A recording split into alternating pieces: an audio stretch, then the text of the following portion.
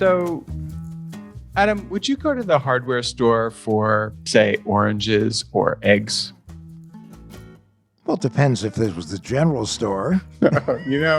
Adam, it was a simple question. Travis, you know where I'm going with this? I think I might, yeah. All right, rentals. We all know where you're going with this. Yeah, come on. Well, that's because we have a producer and, it's a show, yada, yada, yada. But here's the thing, I don't get it. I don't get how someone can go on Instagram or Facebook or, a social media site looking for a vacation rental. It boggles the mind. Well, let's start with the fact that they may not be going on those sites looking for a vacation rental. They might be in the process of living on those sites and fall upon a vacation rental. That's true. That is true. But it seems to me like a pretty, good place to get scammed. Certainly, social media sites have a history of being petri dishes for scams. Okay, so we've done an episode earlier. Travis, do you remember the episode with featuring a nurse who was not actually there? It was when we had Christine Solomon on the show, and it was sort of a turducken of scams because it was allegedly a nurse on Instagram who claimed that she had to go work for folks with COVID, and then she posted on Craigslist an apartment, which ended up being a fraudulent listing. That is definitely a threefer. Yep. Yeah, no, that's like a total swaggers, hold my drink scammer, dude. Yeah, exactly. So we probably need to get back to this again, because that was a good scam as I recall, but there's a lot of ways that you can get got trying to find a place, especially, specifically vacations. Vacations are tough. Well, there's nothing more interesting than going on a vacation, going to the place that you think you rented, and it's a vacant lot that's a hazmat site. Or there's two other families in the parking lot. One of the biggest areas of opportunity, too, for vacation rental scams is not that many people rent the same house twice. So you're pretty much constantly having to set up a reservation to go to a place that you haven't been. And in many cases, you haven't really seen. Right. Well, I'm glad that we're talking to someone else who's had this problem.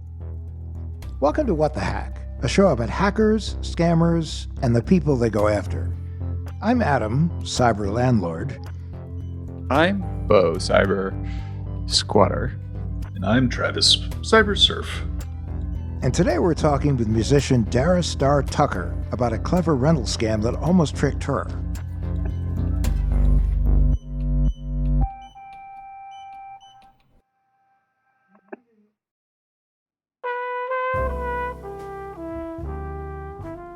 So, Dara, welcome to our show.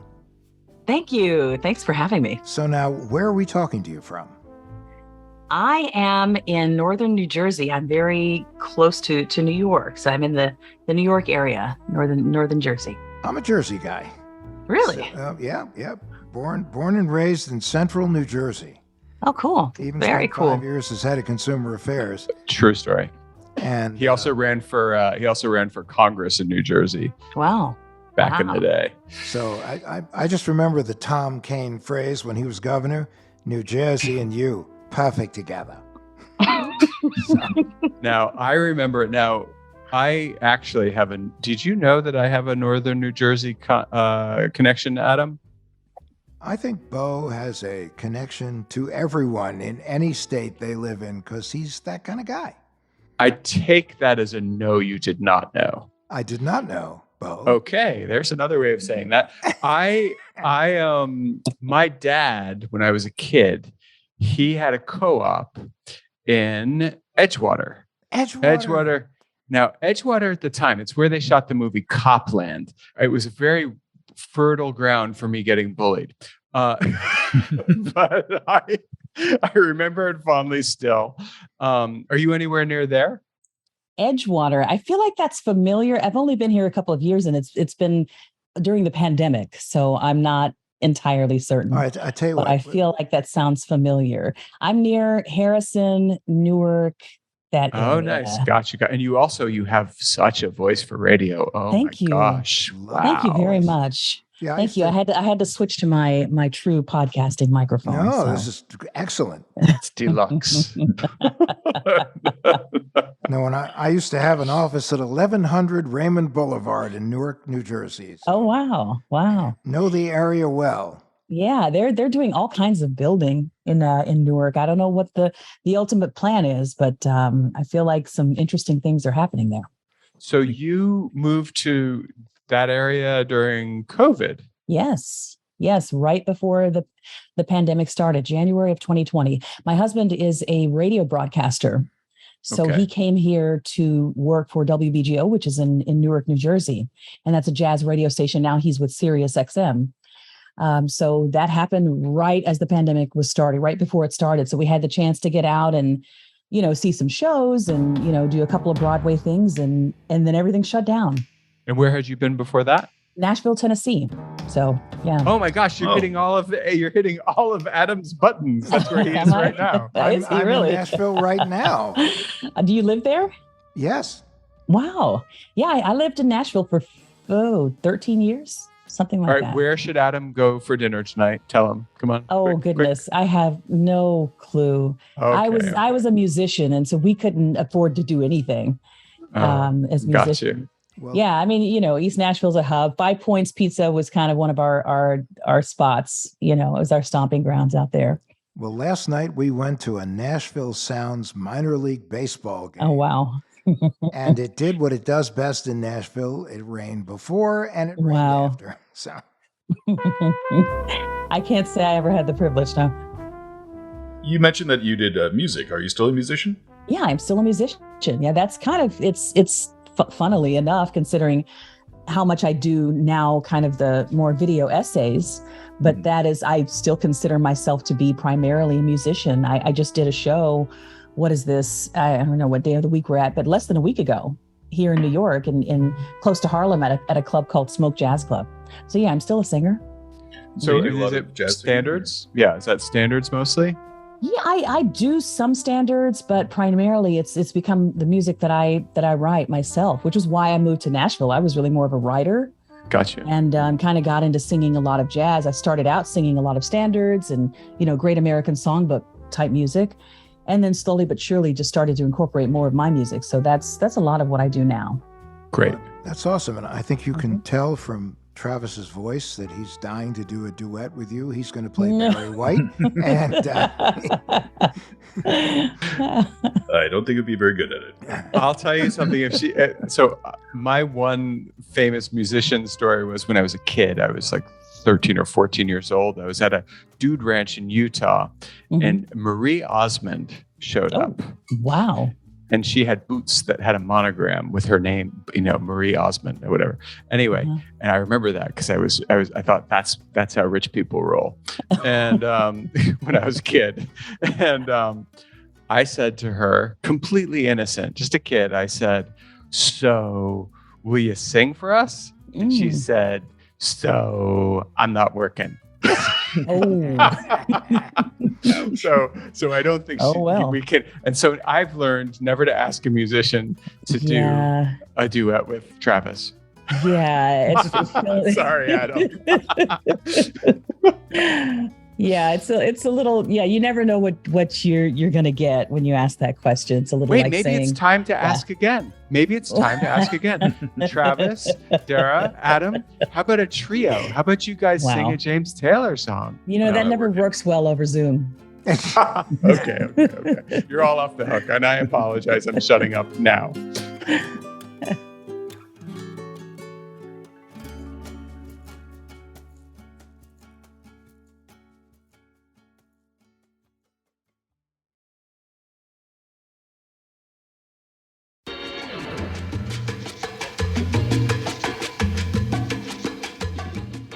well, Dara, you came across our radar because of a TikTok you shared.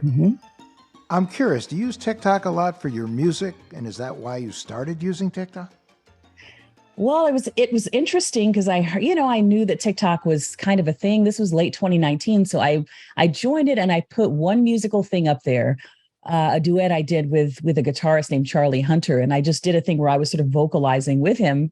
And it really didn't do anything. And I'm thinking, well, this is just not, I have no idea how to use this platform. So I left it for probably a year. And I didn't come back until November of 2020 when I started seeing sketches and things that would show up on Instagram that had the TikTok logo on them. And I'm like, wow, there's really some cool stuff happening on that platform. Let me figure out how I can use this. Maybe music is not the thing necessarily that's going to take off over there. So I knew that I wanted to develop an audience. I just kind of didn't know what it was going to be, around. But I knew I wanted to do some speaking out or, something unconventional. So then that's when I went back to TikTok, November of 2020, really when the election stuff started, going crazy. And you had the summer of 2020 with the George Floyd killing and Breonna Taylor and all of that. And I was exploding. I was just ready to talk. Yeah. I just needed to get some stuff out. And so I slowly but surely just kind of started doing some little sketches, some little satirical things, and then eventually, more informational things. And that's what really seemed to kind of catch on. So it's never really been a platform for music for me, interestingly enough. I'll throw up my music stuff here and there, but, TikTok really suppresses that kind of thing. It doesn't reach very many people at all. And do you have a big following on TikTok? I don't like to brag. It's significant. It's significant. Yeah. It's pretty healthy over there. And, TikTok is that. It's that platform that, the numbers are a little bit cheap. Everyone's got a following on TikTok. So you really try to take it with a grain of salt. But yeah, I'm nearing 800,000 over there. Yeah, oh, wow. It's doing pretty well. Awesome. Yeah. Memo to self. I need to get on TikTok. That is 800,000 more than I have. Well, 799,804, something. Correct. My only followers are my daughters. Oh. So, Dara, what are some of the things, you said you had to get stuff out. What are some of the things that you got out? Well, like I said, I joined TikTok, or I really started using TikTok in earnest right around the, summer of 2020, or really closer to election time. So there was just a lot of just craziness going on at that time that I wanted to comment on. So it was, I would talk about the evangelical community, because that's what I came up in, the Word of Faith community, and their response to, all the shenanigans that were happening in the White House at that time. So that's kind of where I started. That was my ground zero. Let's do some education on race and culture, and let's help to inform people and help people to understand that, where we are is a result of where we've been. We're not living in a vacuum. None of this is happening in a vacuum. That was really my goal, is let's provide some information and education around issues of race. And then, I've blossomed out from that point. I will talk a lot about race and culture, but I talk a lot about film and television, which I'm very much interested in, and music, and media literacy, critical thinking, and that kind of thing. So, and then a lot of times how race interacts with all of those things. Obviously, from your following, it seems that you are resonating with a lot of people. Yeah. Yeah, I would hope so. Yeah. But you had a disturbing incident that you escaped, from what I understand. But tell us about it. What happened? How did it start? Well, this is when I was living in Nashville just a few years ago. So this happened in Murfreesboro, Tennessee, and was looking to just maybe get into a larger place. And so I figured Murfreesboro, it's a little bit cheaper than Nashville. We might check down there. And I found something. There was an ad, and I don't remember where it was. It was probably a Craigslist ad. Now I really know better than to look for any sort of legitimate rental opportunities on Craigslist, because it's become such a cesspool of scams. But at that time, I think it was really just at the tail end. This was probably 4 or 5 years ago. So it was this place. It was a 3-bedroom home, and it was, nice manicured lawn, and the rent, I think they had listed it was just it was just unrealistically low number. And I thought, well, what's going on here? It was probably $1,100 a month or something. It might have even been cheaper than that. And, for a 3-bedroom home, even in Murfreesboro, that's just too good to be true. That should have been where my first alarm went off. But it didn't. I think, when people get suckered in by these things, I think a lot of what propels that forward motion is just your need to believe that that it is true, that it could be, a legit possibility. It's like, oh yes, so we've been needing a larger home, and if we could get into this opportunity, then that would be, this would solve this problem. You're trying to fill a need or solve a problem. So it was within our budget, and it was what we needed. It was the space we needed. And so we, called the person who was, claiming to be renting out this property. And he said, okay, you go down there. And once you get to the house, I'm going to give you a code to get in. Oh, that's interesting. So this person, that seems very legit. Like they're like, I got a lot of places I'm renting out. I don't have time, but I can give you a code and you can get in. Wow. Okay. Right. It was that kind of thing. I'm going to give you a code to get in. I was like, okay. Me and my husband went down there and, we're standing at the door. I'm texting him by this point, and it's like, okay, well, here's the code. He gave it to us. It didn't work. Okay. Just a minute. Here's another code. Didn't work. So this is a disorganized scammer, right? But the listing? Did the listing look? It looked professional though. Yeah, I mean everything about it was legit. It showed pictures of the inside of the house. There were no spelling errors in the description. I mean, and it was it appeared to be legit. There was the nothing house at that matched point. the place, the property matched it. Yes, It was the same place. The address was, it was correct. There was nothing that seemed to be out of skew, but it was like, okay, this guy's out of town, not really sure why, but he's just going to give us a code to get in, and it had a keypad on the front. And, on the third try, it actually worked, and he got us into the place. Now, do you think that he actually had was just, as I was suggesting, disorganized and gave you the wrong code because he was doing this at several properties? Or do you just think, what do you think? Yeah, it had to have been. He's just trying to keep all of his scams straight or something. And man. Yeah, because, it's not easy to keep scams straight when you've got a lot going. There's a lot of balls in the air. How do you know, Adam? We'll talk about that offline. Yeah, I'm not really sure why it took 3 times, but third time was a charm. We got in. If someone, if somebody, I think that's, as I said in my video, it's like when someone is able to get access to this space and you don't know how they got, you're just trusting, like, yeah, this is, they're legally in the position to rent this place out. There's no reason in your mind you would question that. Dara, not only that, something to be said for somebody who is bumbling, and like you'd be like, well, if a criminal was doing it, they'd have the number just like that. But if it's he has to be for real if he's like Mr. Magoo out, and not, he doesn't even have any chops. Right. Maybe he's trying to get his glasses on. He's misreading the number. I'm glad we all know who Mr. Magoo is. Keep going.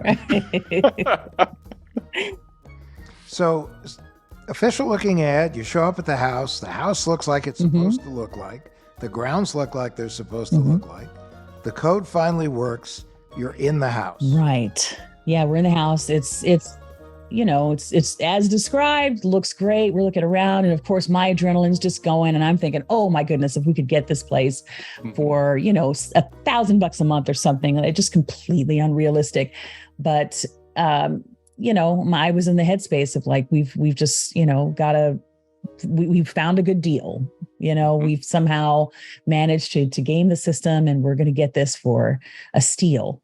And then you started doing space planning, right? You said the couch is there. Right. I see the drapes here. Oh, your office could be here, and this is the music room, and blah, blah, blah.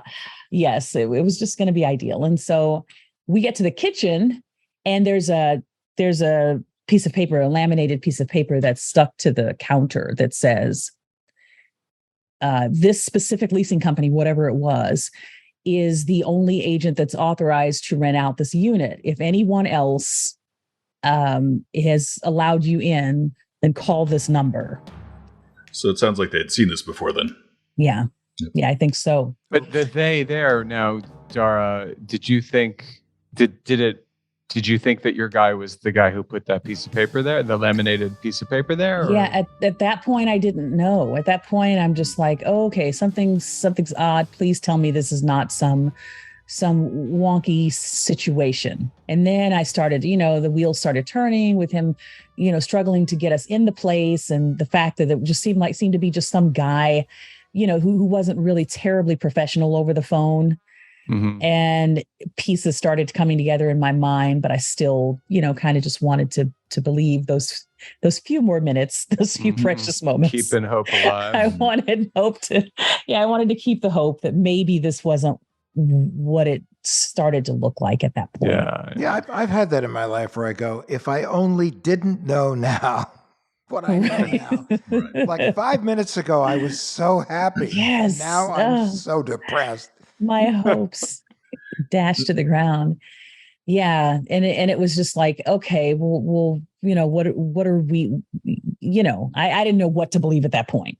It was just like, and so we kind of started talking, my husband and I'm like, okay, well, what is this about? Okay, well, I had no idea about the keyless entry and all of that and how these scammers worked. No idea, why he would not have been legit.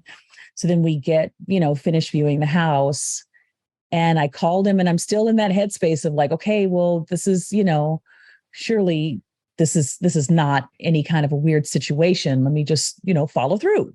Just finish this and maybe it'll be fine. So then I call him and like, yes, we love the place. And, when is the soonest that we can get in? Oh, it's available now. It's available immediately. You just need to send this amount of money. How was he asking for the money? He wanted me to, I think it was PayPal or Cash App, something like that. It was like. So no iTunes cards. No. No iTunes cards or anything like that. Yeah, it was just some quickie thing. And I'm thinking, how would I ever have record that I sent him this money? That's when it started to get really weird. Right. Because then he just started to come off to me as a hustler. Just go ahead and send the money. Go ahead and send the money. And, I don't know. He was rushing you? Yeah. Yeah. Then it was you. like, yeah. Then I started to think, something's up. Something's weird. I'm not really sure. He wants, I don't even remember how much it was. It was like $1,000 or something he wanted me to send right away. Mm-hmm. And I'm thinking, we haven't done any kind of an application. He has not checked our credit. He doesn't know me from Eve. Why is he rushing me to hurry up and just send this money as a deposit? Okay, well, we got to, if you want to hold the place, we were going to show it to other people. If you want us to hold it, then you got to send the deposit, and I think that, the promise was that, okay, there's going to be some application process down the road, but just to hold it, we need this much. Mm-hmm. When you were speaking with him, did he have like a local area code? Did he seem like he was actually in that region? No, I don't remember what his area code was, but no, I could tell that he was not. Right. He wasn't in town. Did he have a deep voice like Travis? No, he did not. No, he did not. I couldn't tell what his accent was either, but I knew that he wasn't from the country, and that's probably an insignificant fact. But he was not. Since Adam did that, Dara, I have to. Adam, yes, give us your Russian accent, and Dara, you tell me if this is what he sounded like. Go ahead, Russia. I need your money very quickly. I'll hold the apartment for you, the house. It's not your Russian accent. I don't know what that is. No. The house for you without money. There you go. Was it that? Was it? No. Oh, because Adam, I feel like Adam is behind half of the scams we cover on the show. Well, and now that I've seen the Minions movie, I'm totally bonded with Gru. So I figure, his voice and mine are, hello. No, no, I don't think it was Russian at all. It wasn't Adam then. Okay. All right. Sorry. So you figured it out before you gave some money though, yeah? Yeah, I was kind of like, okay, I just started to tell my husband on the way home. I'm like, something's just kind of weird. And I took down that number that was on the kitchen counter. And I'm glad, that this leasing company at least thought enough to put that notice there, because it heightened my awareness that maybe I needed to step back and just think about this. Do you think if it hadn't been there that you might have gone through with this? Yeah, I think I might have. Now, hold on. What did they say when you called? When I called the scammer? No, the company The real company. that left did you call the company didn't you say you called the company that left the paper there? I think I eventually did when I got home. And I think it was just an automated message or something that said, if someone is attempting to rent this out to you and they are not this, part of this, whatever, then call the police. So it wasn't like the company itself was offering any real help or had any real human beings on the line to assist you at all. It's super interesting, Dara, because that sounds to me like a company that has a pervasive, maybe permanent vulnerability. Yeah, they do. That they can't close. And their response was so not cyber secure. The response was, I'm going to laminate this piece of paper. No, the response was, I'm going to put a piece of laminated paper in the actual space. And it did work, but like you'd think that maybe they would figure out why their passcode kept getting hacked. There's such a vulnerability there. I mean, this one, I think the setup was you literally just had to go to their website. And if you wanted to show yourself that this is the way that they avoid using any sort of, agents to help them with the process of showing this place, you just set it up with this leasing company. There's a form online that you fill out that says, I want to view this place. And it generates a code every time you put in an inquiry. So I could have done it. You could have done it. Anyone could have. And that's clearly what they were doing. They were filling out this form or just doing a quick request for a code. And it would let anyone in, and you could do an unlimited number of these code requests. So that's what they were doing. They were just generating it on the spot. When we were standing there in front of the door, they were going to the website and just requesting the code to get in. Oh my gosh. And Adam, it's now, do you trust me that you have to stop doing that at your house? I did stop doing it at my house. Oh, good. Did you get to my house and change that again? No, I actually have a question, Dar. Was there stuff in this house? Like, there was nothing in there to take? No. Or anything? Like, no, so it was empty. It was empty. At least that's good, because I could just see some, weirdo being like, I'm going to take all of their yo-yos and vases. That is weirdly specific. I just don't. I guess I've been wanting a yo-yo for a while. I don't know. But, so just to restate, the scammer would just simply pretend to be you and then copy and paste the code to you, and they were acting as if they were the company. Yeah, I mean, I think the site is so insecure, and it probably still exists. It's so insecure, they didn't have to pretend to be anybody. Anyone could go and request a code, and that's what they were doing. Pretend to be her. They just got the code. Unlimited codes. They were doing like a man-in-the-middle attack, basically, on the property, but offering the property for a ridiculous price, and then offering the code. And right, they would take the original ad that was placed, obviously with all of the correct wording and everything, and they would just put their phone number on it so that when you contacted them about the house, you didn't get the leasing office, you got them. You think the leasing office would have caught on at some point and been like, maybe we should stop giving out the code. And they clearly knew that this was happening on a regular basis, that they would even have to put this note on the kitchen counter to inform us that this was happening. So there are people being scammed all over the place, and their response is just, hey, by the way, instead of actually securing their process a little more, like, hey, if anybody offers this place to you and it's not us, then give us a call and we'll leave you a recorded message to call the police.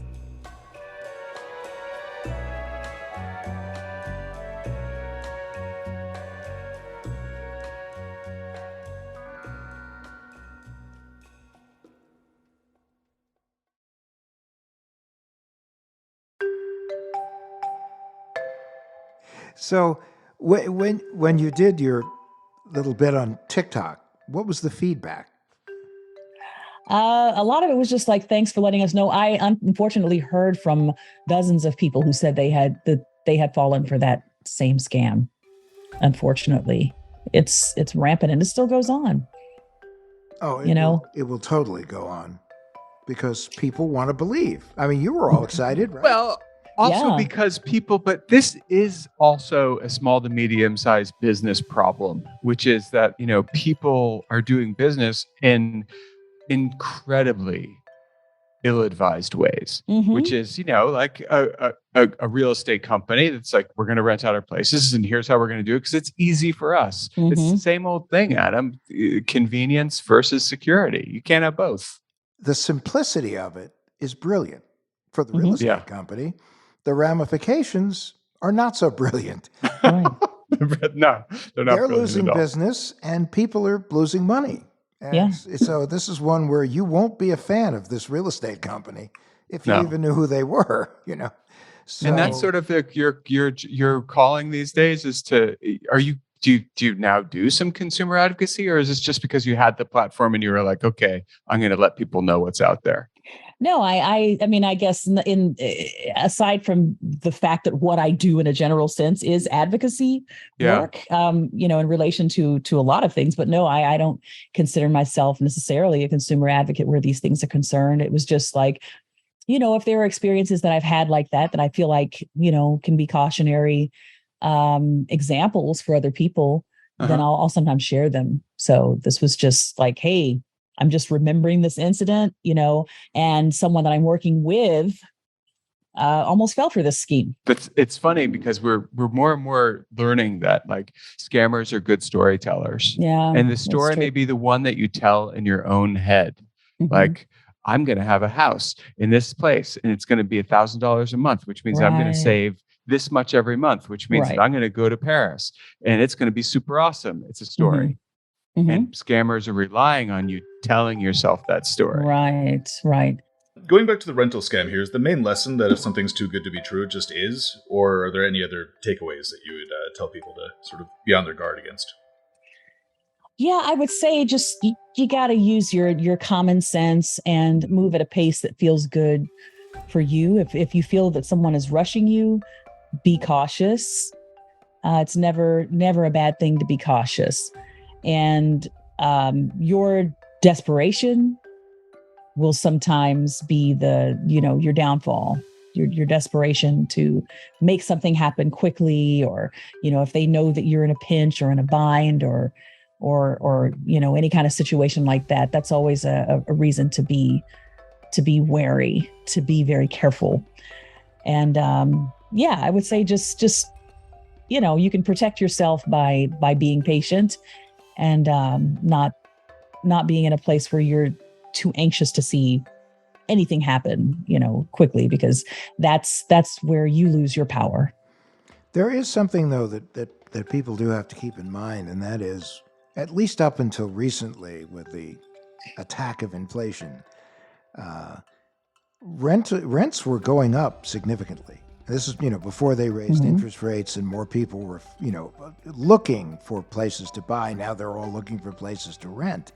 And in certain cities, you almost have to make an on-the-spot decision. So that's true. That's very true. Playing into the hands of the scammers right now. I mean, boy, this is El Dorado for them. So, people have to keep in mind, is it real? Is it a scam? I don't know.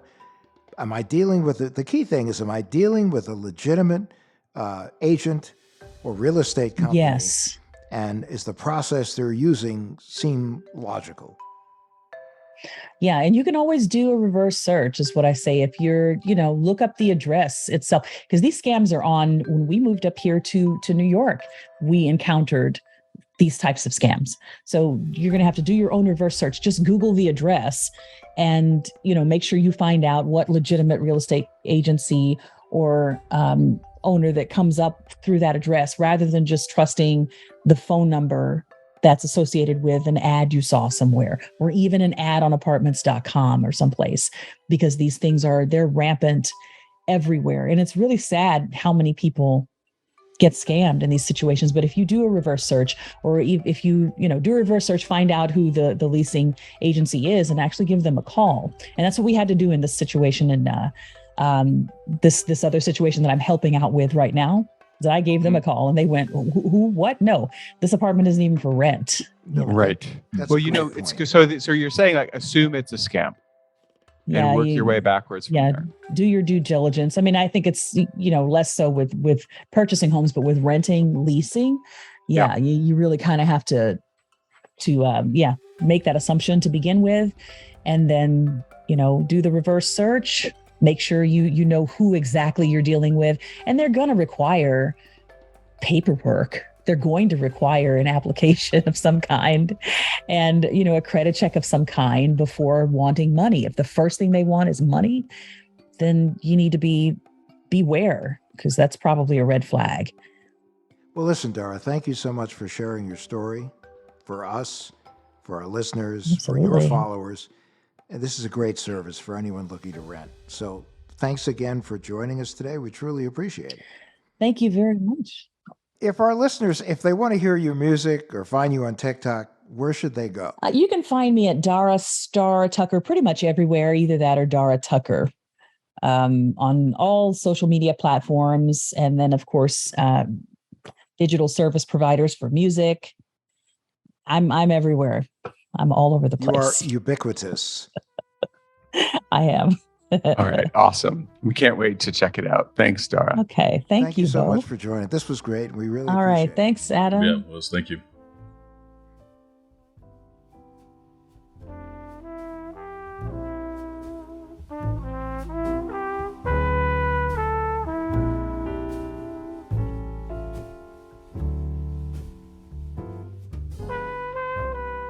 Okay, guys, so this week, what's the Tinfoil Swan?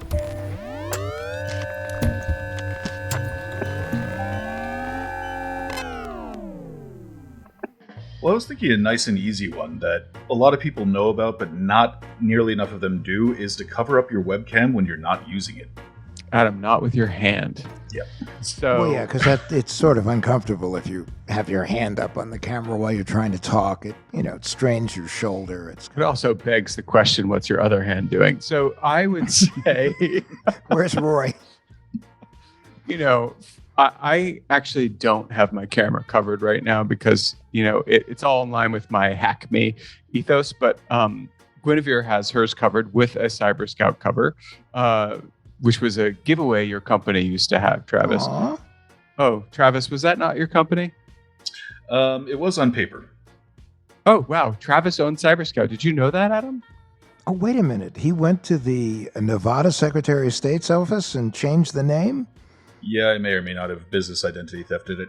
If you don't know what they're talking about, that's the Andy Pham episode, and it was actually pretty fascinating. He got taken for it. He had a $5 million piece of property stolen. But yeah, I mean, you used to give these things out, Adam, as swag.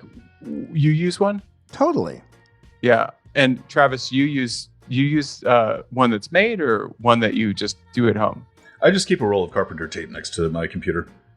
Well, if you don't cover your webcam, there is always the chance that somebody could look into your life. And it's not just like when you're sitting in front of the computer, is it, Adam?